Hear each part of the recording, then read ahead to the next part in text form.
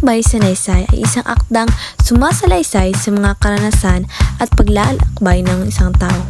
Kaya, naisipan namin gawin ito upang balikan ang mga alaala sa mga nakalipas na panahon. Samahan niyo kami sa aming pagbabalik tanaw upang may bahagi na rin sa inyo.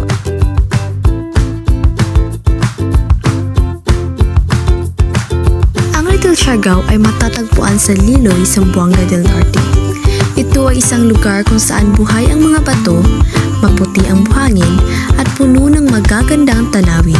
Isa itong pamosong tourist spot sa Liloy na kinahumalingan ng mga turista, mula sa mga bata hanggang sa mga matanda. Sa aming paglalakbay sa Little Siargao, nakakita kami ng mga kahanga-hangang tanawin, pamilyang nagkakasama para sa kanilang family bonding, at mga lalaking tumatalon mula taas papaba sa dagat. Napakaganda ng lugar na ito at ito'y isang karanasan na walang katulad. Ang Manungos ay matatagpuan sa Gutalak, Zamboanga del Norte. Bagamat isa itong mahirap na lugar na puntahan, sa pag-akyat sa urok ng bundok ay malalamyos mo ang simoy ng hangin at makikita mo ang magagandang bundok sa ibaba. Kapag narating mo ang tuktok ng Manungos, walang makakapantay sa ganda nito.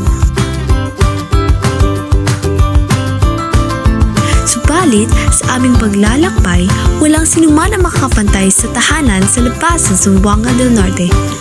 Ang Labasan ay kilala sa kanyang simbahan kung saan makikita mo ang mga tao na nagpupunta rito tuwing linggo para magdasal.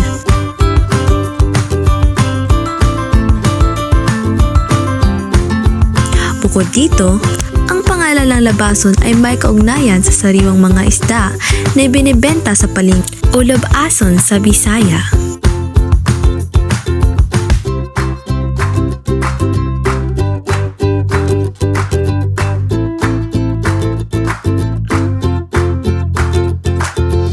Ang Lapatan ay isa sa mga sikat na tourist spot sa Labason. Matatagpuan ito sa La Union, Labason, Zamboanga del Norte. Dahil sa malamig at malinis na tubig nito, maraming tao ang pumupunta rito mula sa mga bata hanggang sa mga matanda. Ang pantalan ng Labason, makikita rito ang mga mangingisda na dumarayo at sa pagdating ng hapon, masilayan ang magandang paglubog ng araw. Hindi ito nakakasawang panoorin. Marami ang pumupunta rito tuwing hapon kung saan maaari kang mag-enjoy ng mga street foods at pag-date kasama ang iyong pamilya. Sa aming paglalakbay, natutunan rin namin ang kahalagahan ng pag-alaga sa kalikasan.